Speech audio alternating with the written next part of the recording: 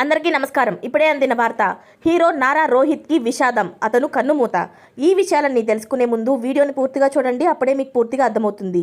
అదేవిధంగా చాలామంది సబ్స్క్రైబ్ చేసుకోకుండా వీడియోని చూస్తున్నారు, దయచేసి సబ్స్క్రైబ్ చేసుకోండి. సబ్స్క్రైబ్ చేసుకోవడం వల్ల నేను చేసే ప్రతి వీడియో అప్డేట్ మీకు ముందుగానే నోటిఫికేషన్ రూపంలో వస్తుంది. అదేవిధంగా లైక్ చేయడం మర్చిపోతున్నారు, దయచేసి లైక్ చేయండి. లైక్ చేయడం వల్ల ఇటువంటి ఇంపార్టెంట్ ఇన్ఫర్మేషన్ చాలామందికి రీచ్ చేసిన వాళ్ళు అవుతాం. ఇక లేట్ చేయకుండా వీడియోలోకి వెళ్ళిపోదాం. ఆంధ్రప్రదేశ్ ముఖ్యమంత్రి నారా చంద్రబాబు నాయుడు ఇంట తీవ్ర విషాదం నెలకొంది.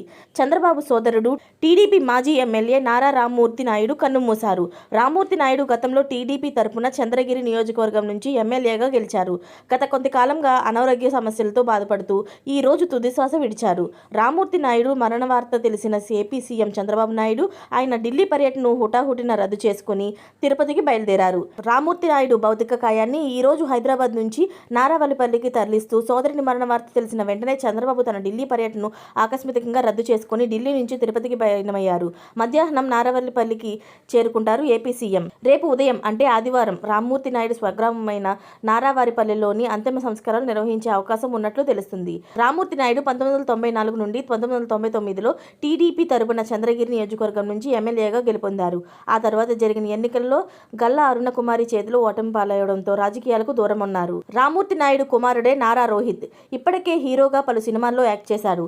ఏపీ సీఎం సోదరుడి మరణ వార్త టీడీపీ శ్రేణులను జీర్ణించుకోలేకపోతున్నారు. ఇలాంటి లేటెస్ట్ అప్డేట్స్ అన్ని మీరు ముందుగానే పొందాలి అనుకుంటే ఛానల్ని సబ్స్క్రైబ్ చేసుకోండి. అలాగే పక్కనే ఉన్న గంట సింబల్ని క్లిక్ చేయడం మర్చిపోకండి. Thanks for watching friends.